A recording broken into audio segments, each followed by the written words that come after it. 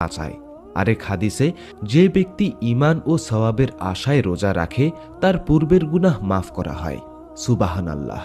যদি তুমি নামাজ না পড়ো, মিথ্যা বলো, হারাম দেখো, গীবত করো, তাহলে তুমি শুধু না খেয়ে আছো, রোজা রাখোনি।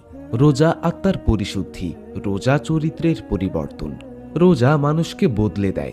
রোজা মানুষকে খারাপ থেকে ভালো করে, পাপ থেকে দূরে নেয়, আল্লাহর দিকে ফিরিয়ে আনে।